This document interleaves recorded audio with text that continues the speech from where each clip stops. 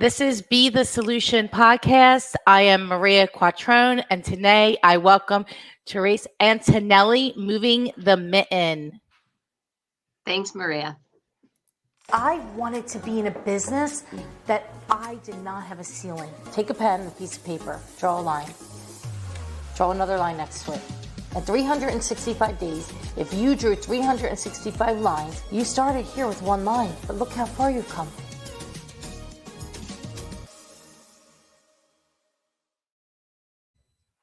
Good morning, Therese. How are you today? I'm great, bright and early. Bright and early. Welcome to the show. Thank you.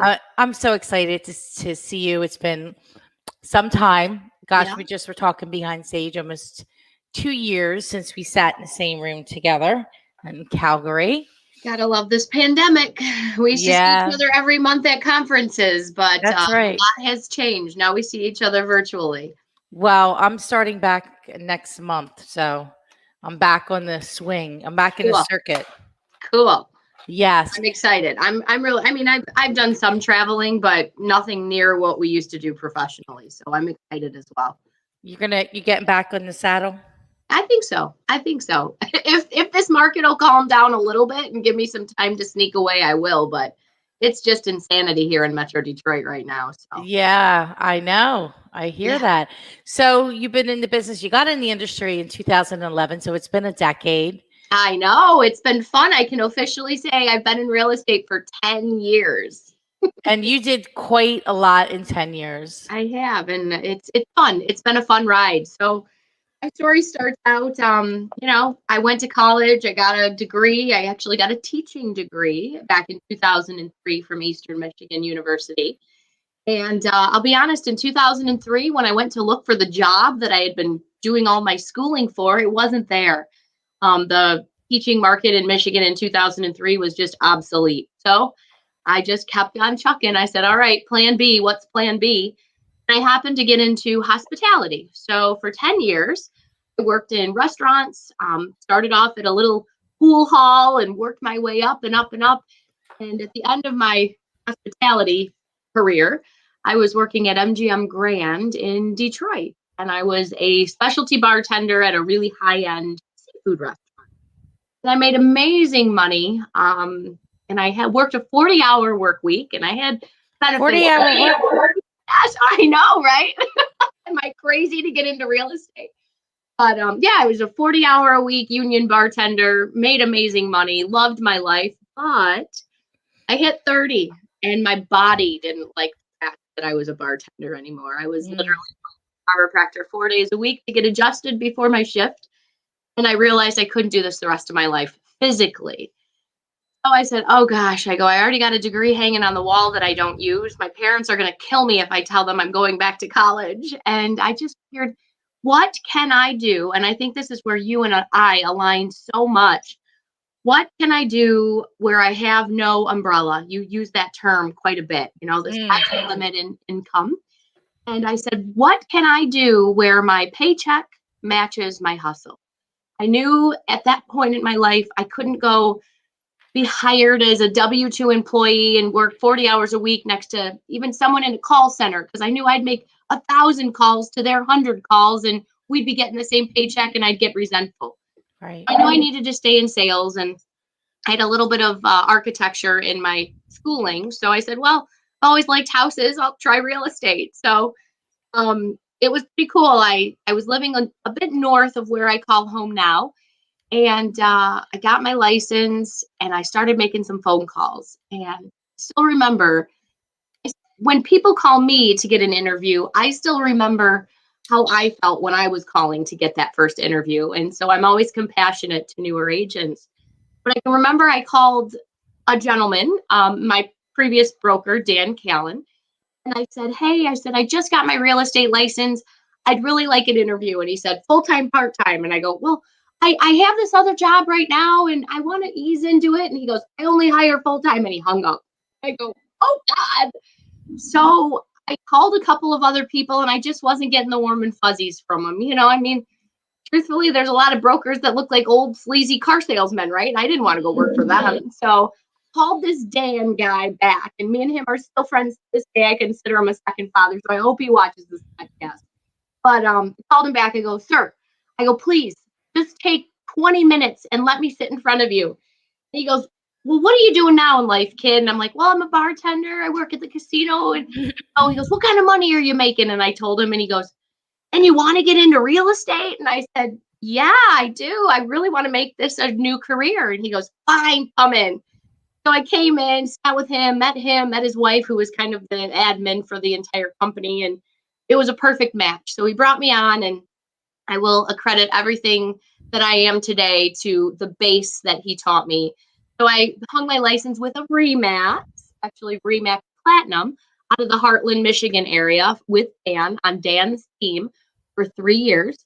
And I just had a great run at it. And then life threw me a curveball. I lost my father and needed to come back closer to home to help my mother with the estate. And at that point, I was 3 years into real estate, and I decided to sit for my broker's license. And I can remember sitting in my broker's classes, and I was quite young for the classroom. And everybody was saying, well, how long have you been in real estate? And how long have you been in real estate? And some people were like, oh, I've been in for 30 years and I've been in for 20 years. And I'm like, I'll be at 3 years in 2 weeks. And they're all like, oh my gosh. So I was literally sitting for the state broker's exam on my 3rd year anniversary in real estate, which is what you have to have under your belt here in the state of Michigan. So I fast tracked this, came back to Belleville, which is my hometown. And I said, I'm going to go with this. I'm going to do it. And I had a great accountant who helped me get all my, filings and state and IRS in order. And I decided to go independent, and I called it Moving the Mitten. Well, a lot of people are like, well, what is the mitten? Like, I don't get it. Well, if you look at a world map and you zoom into our country map and you zoom into our state of Michigan, you'll notice the shape of our state is a mitten. Right. So that's why I called it Moving the Mitten, and we've been running great ever since. I love it. I love the name of your company. I always thought it was very, Yeah. very creative Catchy. and Yeah. something different. Yeah. So I'll be honest, when I opened back I lied. I opened in 14. I opened the Moving the Mitten in 2014. I thought it was just going to be me and my assistant in the little 1,000 square foot office that I was able to secure on Main Street in my hometown of Belleville. And then people started knocking on my door. And today, let's call it 7 years later, I've got a full real estate brokerage with about 40 agents, staff. I own a mortgage company. I own a staging company. We are just all under one big umbrella. So it's pretty cool. And the culture is amazing. So in 7 short years, you opened a mortgage company and a staging company after you built the real estate company. Yeah. How does all that happen? Well, I'll be honest, all that happens by masterminding with amazing people like yourself and some of the other people that we're so fortunate to sit at dinner tables with across the country. Because, I have no business background. I don't even know how I've got here, to tell you the truth. I opened a real estate firm and I was like, woohoo, I'm a real estate broker and we're doing great. And I've got all these agents and we've got all these leads and we're selling to all these people and we're serving families and we're making great money. And my mind was like this, right? And then we sit at tables as real estate professionals in larger masterminds, and we find out that our friend in Pennsylvania or our friend in Florida or our friend in California, well, why wouldn't you expand? You've got all these families, you've got all these clients who are calling in and want your assistance as a real estate agent to buy a home. Why wouldn't you create a mortgage company to be able to service them on the mortgage end of things? And when we go out on a listing appointment, why would we subcontract out a outside staging company when we can do that internally and know that we can be exceptional at it and service the client in one quick swoop? So it just started to make sense as we collaborated with some of our colleagues across the country. It was mind opening, I guess you would call it, when you found out that, well, they're like, well, what else do you got? I'm like, well, what do you mean? What else do I've got? I've got a real estate brokerage. You're doing 100 million production. You know what I mean? And they're like, well, you don't have mortgage and you don't have title and you don't have staging. And I'm like, well, no, I don't. I should. So what did you do? Did you partner with people in those in the other Yes, companies, or I did. And can I give a plug? I want you to give all the plugs you want, Okay, Therese. cool. So I will. I'm sure that some people listening love or hate Zillow, and we're all allowed to do that in life. We're humans, right? That's what makes the world the world. I love Zillow. Zillow has been phenomenal for me since the day that I opened my brokerage in 2014. I've led by the mentality you got to spend money to make money, and Zillow was the way for me to just blast off.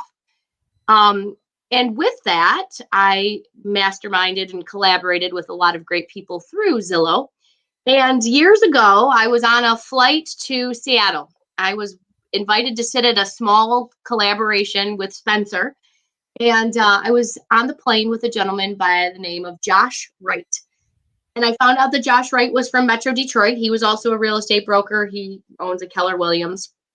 And we flew to Seattle and we're sitting at a small table with Spencer. And he kind of said, have you thought about mortgage? And I said, oh my gosh, I got to stack a pile of, paper on my desk. I shouldn't even be running a real estate brokerage. I can't even think about getting into mortgage. And he goes, you really should. I mean, you really should. It just makes a lot of sense. You can have everything under one umbrella, one quick swoop. Everything's in house. You can control everything like a puppet master. And that was probably 2017, 2018. So over the course of the next few years, just poking me like, you ready yet? You ready yet? You ready yet? You ready yet? You put it in your mind. Yeah. And then finally in 2019, I met Josh's brother named Tony Wright. So I call them the Wright brothers. It's kind of funny, spelled just like that. And Tony was the mortgage mind. And after meeting both Josh and Tony and just getting to know them as humans and knowing that they were good humans and they weren't just trying to like scam me as a joint venture mortgage company, I said, all right, guys, let's do it. So in January of 2020, who'd have thought, me and Josh and Tony did a joint venture, and they brought the mortgage knowledge. I brought the real estate leads, and it's been a perfect match. And I'm so, so grateful that I did that just as a business owner, because obviously the pandemic hit last year. And in the state of Michigan, we were one of 4 states that our governor shut us down. So in 2020, from March 19th through May 9th, there was no real estate in the state of Michigan. There was no listing appointments. There was no signs going in the front yards. There was no showings. There were no buyers out. There was no purchase agreements written between March 19th and May 9th, which would have really put me behind last year at my bottom line. But thankfully, we had opened up the mortgage company in January and were able to supplement what we lost in that month and a half with mortgage alone. So it was really awesome. It was quite something else last year. It really was. Was your state one of the ones that got shut down, or were you able to still operate? Yeah, no, we were shut down for 10 weeks. Oh, Pennsylvania was the last state to open. Oh, so your governor must be just as great as ours. Yeah. Oh, that's a whole What are you going to do? What are you going to do? That's a whole nother story. So I'm intrigued. You decided to partner with 2 mortgage guys, or two mortgage guys, and you have a joint venture. You have a joint venture with them? Yes. So it's something that I do know a lot of real estate brokers and a lot of team leads are doing in today's market, because again, it takes the guesswork out, right? I don't have to learn mortgages. I'm just the owner. Like truly on a daily basis, it doesn't affect me at all, because Josh and Tony are bringing the process, the systems, they've got everything in place that just is a plug and play model. And over the course of the last year, I was the first. We were the first joint venture with Josh and Tony. And at this time, I think they have nearly 20 across the country with several of our mutual friends, Maria. Wow, that's amazing. What's the company called? So when they joint venture with a real estate broker such as myself, the real estate broker chooses the name. So I'm putting this out in the world. I decided, because I'm sure you know, we have a huge brand awareness. I mean, I know we're not a Remax. I know we're not a KW. I know we're not a Century 21. But Moving the Mitten, because it's such a catchy name, has really just snowballed over the past several years. We've got a Facebook following of over 33,000 Facebook followers. So our brand awareness in the immediate Metro Detroit area is quite large for an independent. Sure. So I figured I'd take that brand awareness and I just run with it. So I called the mortgage brokerage Moving the Mitten Mortgage Group. And there are pros and cons. I'll tell you, I would do it again in a heartbeat, but the only tricky thing is the checks that come in. It's hard to differentiate real estate group and mortgage group. So if I had to do it again, I might tweak the name just a little bit. But it's been amazing. You know, our agents, number one, we have a phenomenal loan officer. And our agents have complete buy-in. And our clients, they like it all in-house. They don't want us to, have the conversation with them and send them to Chase, send them to TCF, send them to wherever. We just say, hey, a mortgage loan officer literally sitting in the office next to me. Would you like us to connect you? And they say yes. And boom, we've got it. Now we're a brokerage. So obviously we underwrite through 20 or so different banks, depending on the client's financial story. But it really gives us the ability to see what's going on in all aspects. So how was your first year? Amazing. Oh, it was pretty cool. Josh and Tony, they gave me a pro forma. I said, hey guys, I don't really want to take on anything else. I like my life. I don't need more, And they gave me a pro forma, and I'll tell you, to the T, we made it. We made it, even amidst being closed for nearly 10 weeks like yourself. And the crazy part is, and thank God, when our governor shut down real estate in our state, as I'm sure you know, title and mortgage were still able to operate under the National Cybersecurity Act. So everything that we had in the pipeline in January and February and early March, which was insane here last year, those were still able to close out during the pandemic. It wasn't until, say, late June and July that we really felt a little bit of the hurt, because obviously there were no purchase agreements in March, April, or May. So at the end of the day, we still had our best year yet, which is incredible for what the country went through last year. Yeah, congratulations. Thank you. It's funny when you put that energy out there, what energy comes back to you. Yeah, and it's just our culture, we truly are. We are a family. I have a wonderful mother who's still alive, and I have a great extended family, but I'm an only child. I don't have any children of my own, and this truly is my family. And I'm not a recruiter. I'm not a recruiter. It's not in my blood. I like for people to see what we are and come to us. And I'll tell you, of my 40 agents, every single one of them knocked on our door. That's amazing. Isn't that crazy? It's crazy and amazing all at the same time. Yeah. So you have mortgage and the brokerage, which is obviously a great match. We're looking into the same thing right now, actually. Yeah. I would actually highly suggest it's just a conversation. Talk with the Wright brothers. It's a plug and play, and they're doing it all across the country. The Henrys, Cambria. I'm sorry. Yeah, the Henrys. No. Yeah, Cambria Henry out of Spokane, Washington. They're big Zillow people too. They just did a partnership with them also. So I'm excited to see their growth as well. That's awesome. So you're still in partnership with Zillow? Yes, at this time I am. I'll accentuate at this time. Things are changing. It's changing. We're not seeing much of a shift here in Metro Detroit, and I thank God that Metro Detroit, kind of for whatever reason, is not on the map with Zillow. I think there could have been, and hopefully the Zillow gods don't hear this.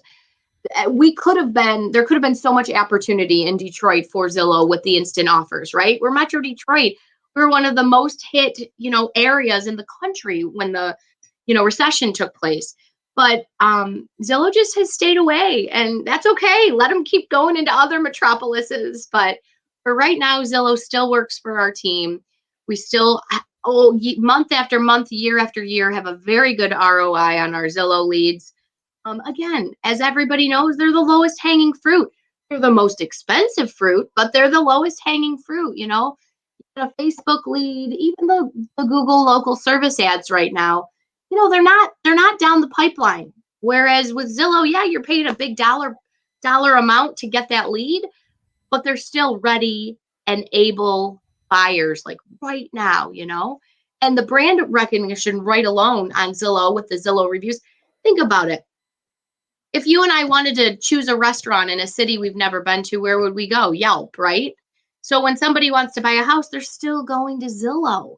And you've got to have that Zillow profile for them to click on you and come to you, whether you're a buyer, whether you're a seller. Between Google and Zillow right now, if your profile and your reviews aren't strong, I don't know that you've got a chance in this market. So yes, at this time, we are still a I do spend a very good amount of money with Zillow, bringing in leads for the team every single month. Well, that's the beauty of the business, that you get to decide, Therese, of how Yeah. you want to run your organization. Absolutely. I took a different approach and pulled out from Zillow in 2013. Oh my gosh, that's been a long time. Yeah. I didn't realize that. Yeah. And I just focused on building the brand, Yeah. and focusing on the list side. So heavy list. Yeah. So it's a little bit of a different business, but we added some new things in, which is making it very much well-rounded and in the process of growing our company. So Awesome. it's That's exciting. exciting. Yeah, it's exciting time. So we have a lot of new people, new things happening. And so I'm excited that you also developed a staging company.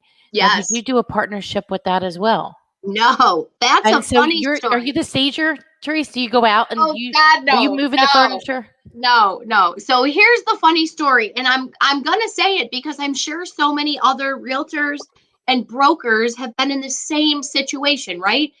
In our world, we're all about our vendor relationships, right? Right now, if anybody called you, you could probably name a stager, a mortgage person, an appraiser, a home inspector. You've got everybody. I mean, shoot, you probably got plumbers and electricians, carpenters and lawn people and everything. We're like the yellow pages to our clients, right? Sure. And it's one of those things where you only can take on so much. There's only so much time in the day. So I did used to contract out with a few different staging companies. And I had taken on two very large listings. And when I say very large in our market, one was 700, one was 750. They were literally about a quarter mile from each other. And I was taking them on at the same time. So I gave each client two of my stagers. And one of the stagers went out and quoted, and the other stager went out and quoted. And it was funny that with no kind of direction, both sellers decided to go with the same stager. Cool, no problem. So this stager comes out and she stages the first house. And I walk into that first house, which I was going to list at $750,000. And it was about a 4,000, maybe 4,500 square foot home. And it looked like she used court furniture rental or like IKEA, like dorm room furniture. And I about fell down. So I called her and I said, oh my gosh, I don't know if there was a miscommunication, but like you put small furniture in this big house and I need to take photos in 72 hours. Can you please bring another truck of furniture? And so she came and she fluffed it a little bit. And I went back and I still hated it, but I was like, shit, I don't have time. So we ended up going forward with that one.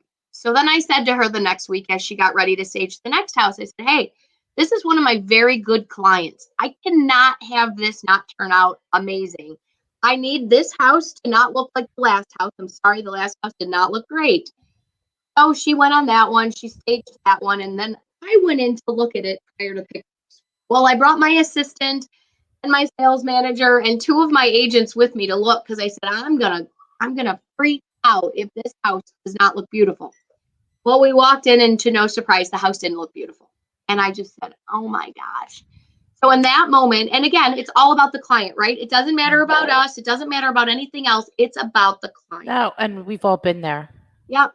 So I ended up literally taking the Amex, handing it to one of my agents, whose name is Danelle Ledden, who's amazingly creative. And I looked at her, I handed her the Amex, and I said, fix it. And she goes, what? And I go, go shopping. You've got 48 hours. I've got photos in 2 days.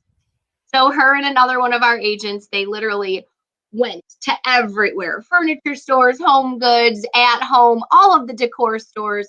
They shopped, and then they said, all right, Therese, we're getting everything delivered on, let's call it Friday night. So I put a message out to my team, and the men of the company, we call the men of the mitten. I said, men of the mitten, I need your muscles. Friday night, 6 o'clock, here's the address, beer and pizza will be served. And everybody just came, and everybody just came, and everybody just fixed it, and it photographed beautifully. And from there, the staging company was born. We ended up, it was funny because once the house sold, I'm like, oh crap, what am I going to do with all this furniture? So we rented a warehouse and moved the furniture. And from there, I mean, we stage about 15 to 20 homes a year. So it's been awesome. By no means is it like my biggest money maker. It's just something that's an ancillary service that allows us to fluidly help a potential seller if they need it, you know? Yeah, no doubt. I've had stories like this. Except I was the one who was going and buying the stuff. I should have given the credit card. Yeah, no, I didn't have the time. I was too busy freaking out that this lady had literally brought the IKEA furniture into this Oh, $750,000 house. I have been there, and you call them, and they act like we're crazy. I know. I'm like, this is an 800 whatever, I forget how much it was, $1 million house, and you put a couch that looks like it wouldn't even be appropriate for a dorm room. A dorm room. I know. So it's been very cool, but I'll tell you, I live a pretty simple life. Like, I have a beautiful home, but I live a very simple life. Years ago, I didn't, and then I had this like Marie Combo moment, and I purged everything. So every time I have to go to our warehouse, it's about a 2,000 square foot warehouse. When the door opens, I just get completely overwhelmed because I'm like, oh my God, I own like 40 couches and like 30 dining room sets and 4,000 pillows, so they don't even let me go anymore. Yes, that's like me going down to our basement in our office. They're like, please don't go there. I know. You'll have a meltdown. Yeah. So it's been great. So yes, we are, and again, it's one of those things, in this market, we only stage when we have to. I mean, Maria, I know that you're in a downtown metropolis area, right? We are. So we are suburbs. We'll occasionally get the downtown Detroit loft on the riverfront, which is absolutely amazing and cool. But, we are the suburbs. So, it's not abnormal for us to, list 8 to 10 properties a week, and they're gone in the first weekend at multiple offers. And, Right. We were joking in backstage. So let's talk about that, because that was something that I was really amazed that you did this back in when we talked a couple years ago. Yeah. That you launched on a certain day. Yeah. You had the whole system, and now it's really a real system. So let's walk through that. So when I opened the brokerage in 2014, I realized the amount of volume that we were going to be producing out, and the close-knit culture of our company. I needed to set some systems in place that really allowed us to not be running around with like chickens with our heads cut off, right? And it needed to make sense for us as a company, and it needed to make sense for the client. So we've adjusted over the years just based on MLS rules and regulations and so on and so forth. But the way that we work is on a weekly basis. It's kind of like, I make the joke, Groundhog Day. Some people go to work every day and it's like Groundhog Day. Well, for us, it's Groundhog Week. So what we do is on Mondays and Tuesdays, I have a photographer on staff. And on Mondays and Tuesdays, I'm on the road, or my agents are on the road, and we are meeting with the sellers, getting listing docs signed, having the house photographed, and all of that is processed behind the scenes by Wednesday. So on Wednesday of every week, today's our big day at the office. It's 8:37 here in Metro Detroit, and I've got 10 people in the office already because today's our big day. On Wednesday, what happens is our marketing department creates all the content. So the pictures from the photographer has already been uploaded. The marketing department takes them, they're uploading them into our website. Website then pushes out to social, whether it's Facebook, Instagram. Then it'll come today in our coming soon status on the MLS, on Zillow. This is the day the postcards are probably hitting mailboxes, signs are going out. And then showings are going to start on Friday. So we create this kind of pre-marketing campaign to get the excitement and the momentum going on the listing, because literally as we're releasing these properties to market today on the MLS is coming soon, agents are already starting to book showings, but our first showing starts on Friday morning. So what we're doing is we're pushing all of our showings from Friday at 9 a.m. to probably Sunday late afternoon, depending on how the weekend plays out. And at some point along the course of the weekend, after our 50 to 70 showings on each property, we're going to post for a highest and best deadline, most likely on Sunday evening. Because, at the end of the day, that buyer who gets through on Friday morning at 9 a.m. and loves the house and puts the offer in, I don't want them to have to wait till Monday. Even as a listing agent, I'm not the, queen's hat, I'm playing in the sandbox. I get it, So we'll post highest and best for Sunday. And last Sunday, it's funny. I messaged everybody. I go, all right, all 8 of our listings are in multiple offers. I'll be in the office from 3:30 to who knows when, if anybody needs help. And so 3:30, I got in the office, and then the agents started just kind of coming in, and surprisingly, the copy machine did not die on Sunday, even though it should have. But we had 20 offers on one property, 20 offers on the other property. Every single property we listed went to multiples. And whether we communicate with the client via phone call, via Zoom, or some of them just like to come in the office, and that's okay. But over the years, I had to figure out, I can't be running from house to house to house to house on Sunday night. If you want me to present in person, I really got to have you come in my office, because I just can't get all over town in that short of time. So it's so fun. And you just feel like, at some point this past weekend, we had a listing, $250,000, 3 bedrooms, 2.5 baths, postage size lot in a subdivision. And we listed it at $250,000, which seems to be the sweet spot right now in Metro Detroit, especially with these interest rates. And 53 showings in the first 72 hours, presented the sellers with 20 offers. And at $250,000 list price, we pended it at $290,000, $40,000 over list, almost 20%. And obviously that $290,000 had a full appraisal guarantee, which means no matter what the house appraises for, we're closing out at $290,000. Insanity. Sellers don't even believe me when I tell them what's going to happen. It's all about the sellers, set that expectation so they're not absolutely alarmed. Hey, Mr. and Mrs. Seller, pack your kids, pack your pets, get out of town. I need your house for 3 days. Oh, no, it's okay. We can accommodate the showings. And then they're like, oh my gosh, but it's all worth it. I say, give me your house for 3 days and I'll wow you. So it's pretty crazy. Do you think, what's your opinion of the current state of affairs? I think we've got 2 years to ride this amazing wave.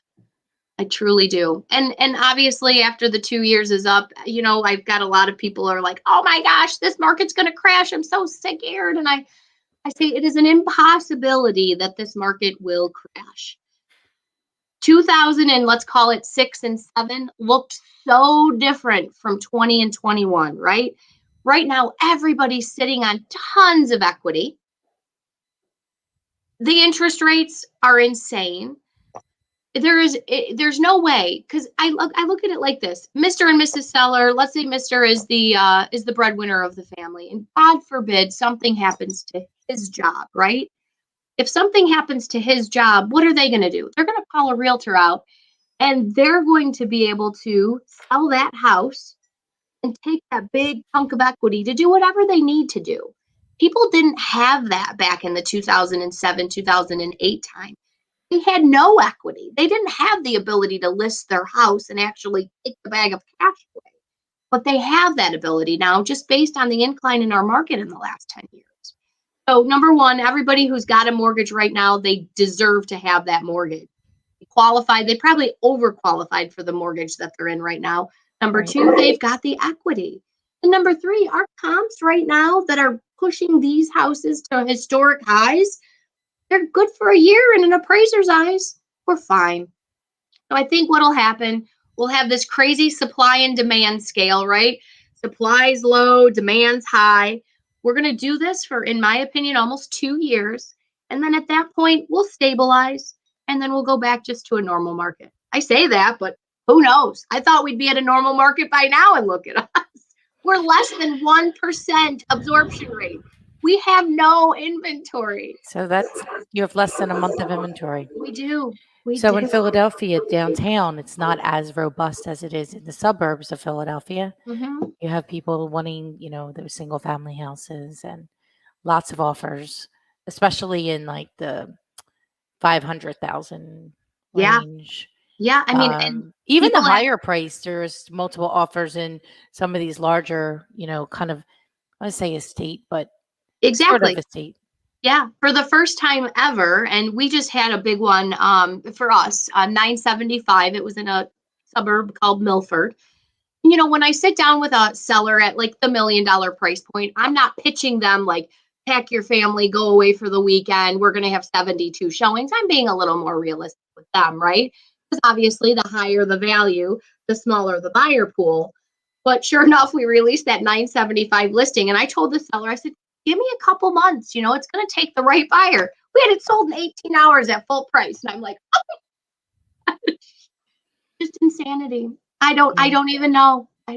So I think one of the things that happened, and I don't know, I've been thinking about it, is if the recession didn't happen in 2007, 8, 9, and the equity will continue to build over that time at a level of 5%, we would be at these numbers. Yeah.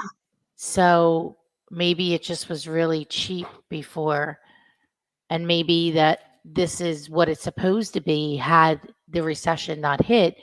These are the numbers that were supposed to have happened. If you look over time, over the last 40 plus years in U.S. real estate history, if you look at the values year to year to year to year to year to year, an average 3 to 5% would give you the values that people that are coming in today.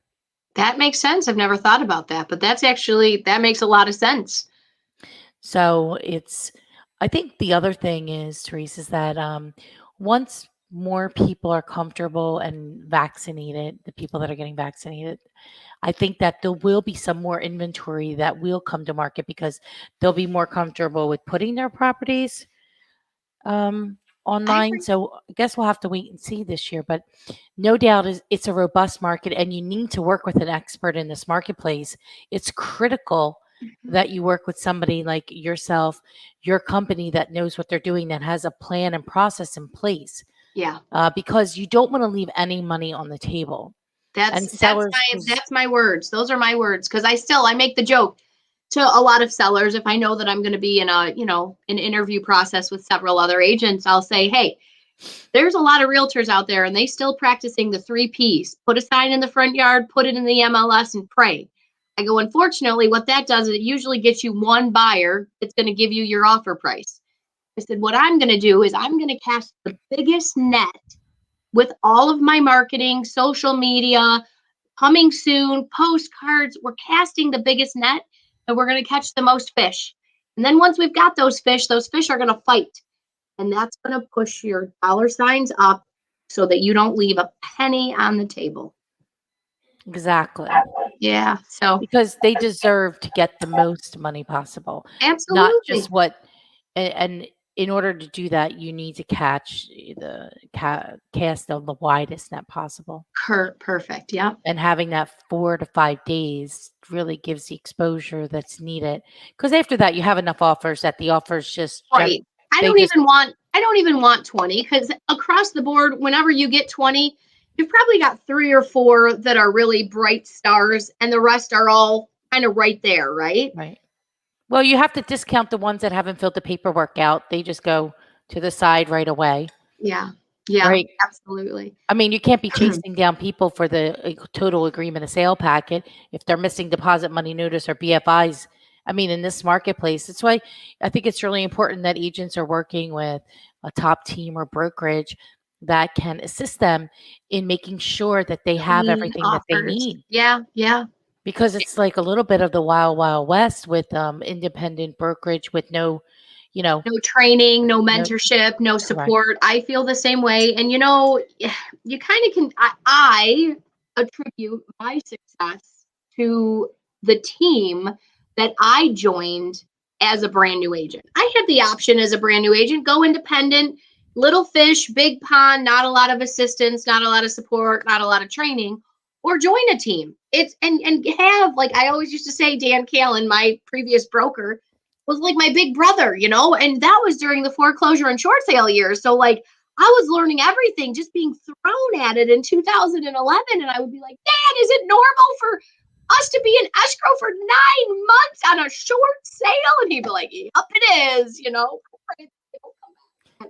um, it's I agree with you. I actually, as a listing agent, sometimes will spend the time with a buyer's agent who's not even part of my company, talking them through how to place an offer. And I just want to like call your broker and call your Yeah. lead. And they're like, I can't reach them. And I'm like, then you're in the wrong office. Like, you have no chance in this market to make any money for yourself or to get any offers accepted for your client. You're doing your client a disservice by hanging your license on the wrong wall, period. Yeah, we've done that. We've actually said we're going to update the paperwork for you Yeah.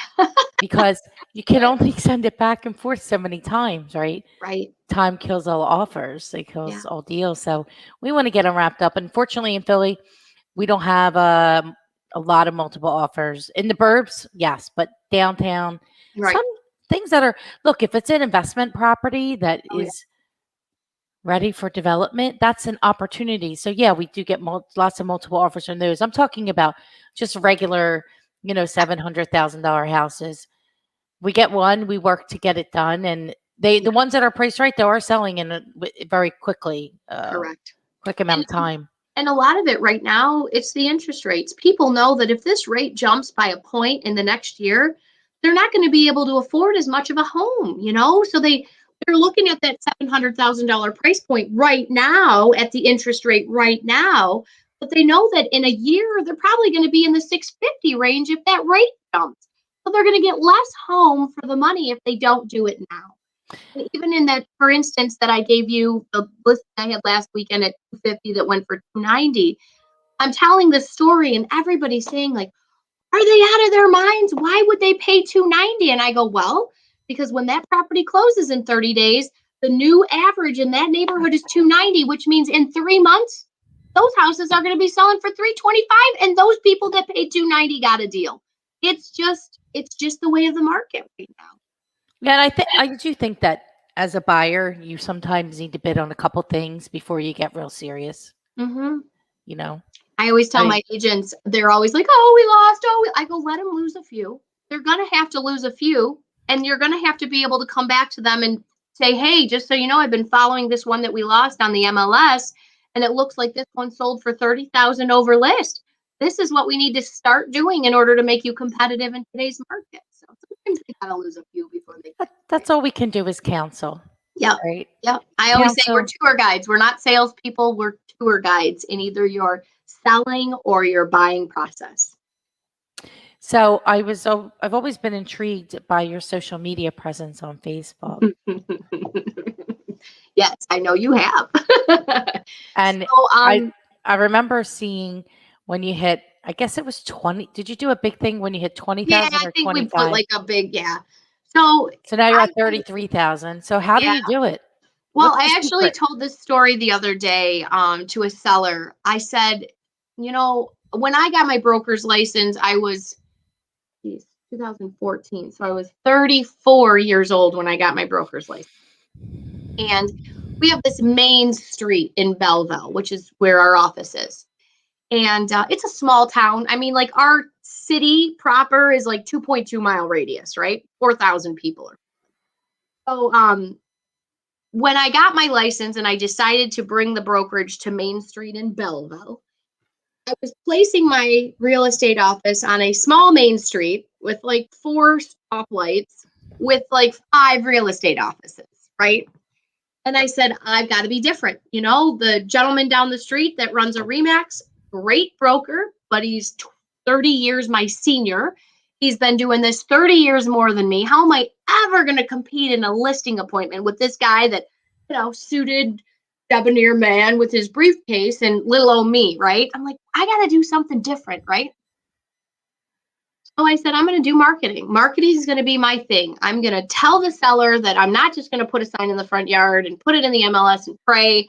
I'm going to actually do all of these things, my marketing trifecta.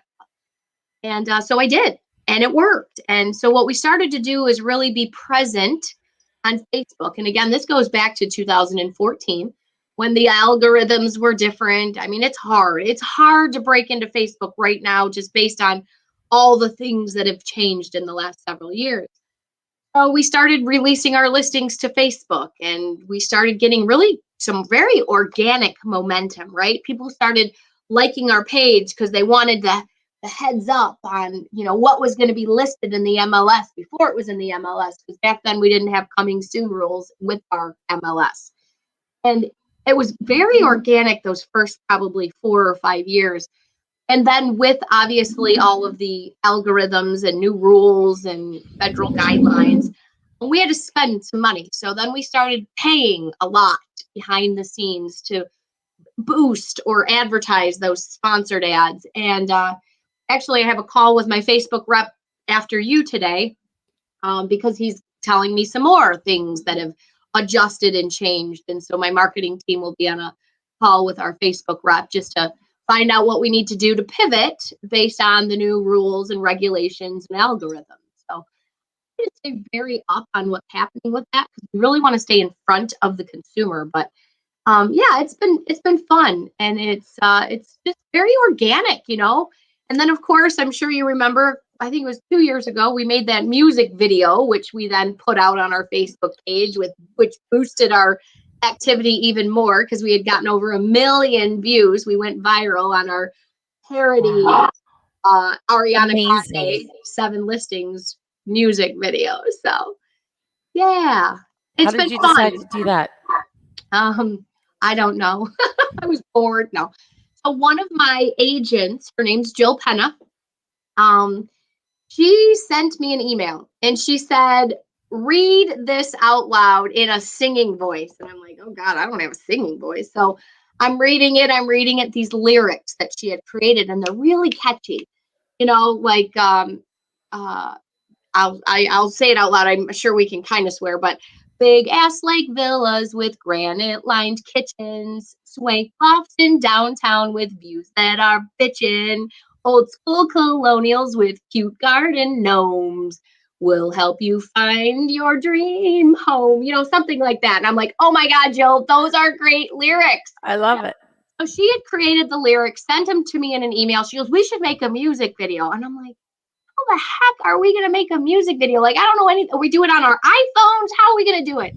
Well, I happened to be at a car show and I ran into a friend from grade school who told me that she and her husband actually owned a production company and did this TV show on the History Channel. And I'm like, well, they probably know how to make a music video. So I had them in. We had a collaboration meeting. And next thing you know, we were full in on a full production music video. So it was utter insanity. But so at the time, Ariana Grande had that music video, that song out called 7 Rings. And so we called the music video 7 Listings, and it was a parody on her 7 Rings song. So between lighting guys and gaffers and cameramen, and we filmed at 5 different locations. It took us like 48 hours. I had hair and makeup on a daily basis. I had that big Ariana hair piece that at the end of the night, my neck was like this because my hair was so long. It was so fun, but I don't know if I would do it again, but it was exciting. So I bet that it had what, 1 million views. yeah. And are you still running it? Oh yeah, I mean it's on Facebook. If you go to Moving the Mitten Real Estate Group on Facebook, or even our website, it's right on the top. So. I've seen it. I loved it. I said, she is a nut. And it probably, did it cost a lot of money?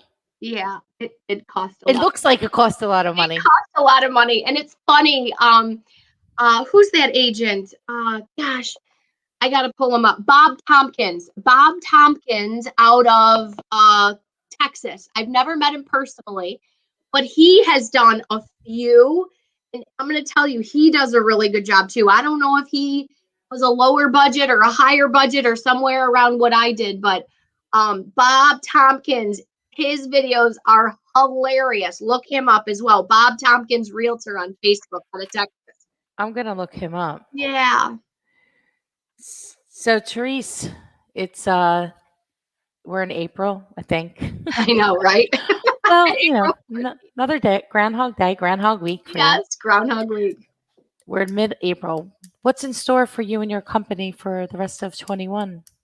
I mean, honestly, I think it's just gonna, you mentioned something about inventory, more inventory coming up as more people get vaccinated. I think it's gonna be a blend of, yes, more inventory as more people are vaccinated.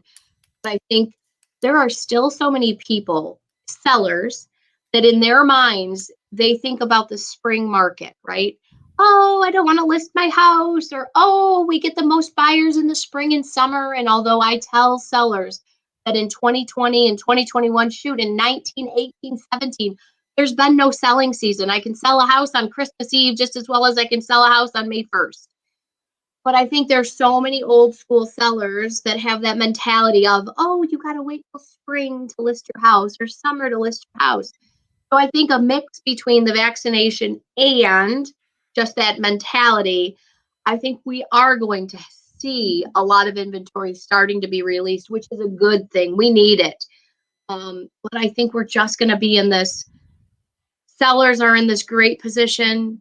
Buyers and buyers agents, they're just running. You know, my buyers agents are so tired right now because they're working 10 times harder. You know, they're showing 10 times the amount of houses. They're writing 10 times the amount of offers to even get a little nibble, you know?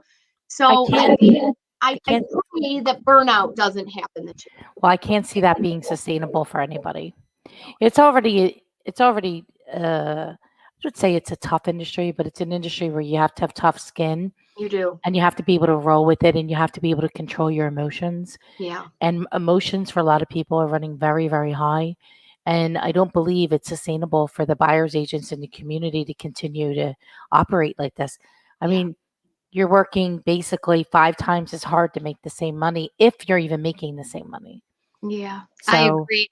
And we've already, I've always preached that shift. You know, all of my agents, I want them to be well-rounded. So when somebody comes to my brokerage, you don't just have to be a buyer's agent. I mean, when you're sitting on that floor time, taking in those calls, whether they're from Zillow or Realtor.com, whether they're from our Facebook or from our website or from a postcard or from a billboard, you know, if that brand new agent takes a call and gets the $1 million listing, that agent gets that $1 million listing. Now, granted, they've got me by their side through that whole $1 million listing process. I'm sure that they do. But and it's cute because we're just such a fun office. But it's cute because every time the phone rings, I'm in what we call the pit, which is a very communal space.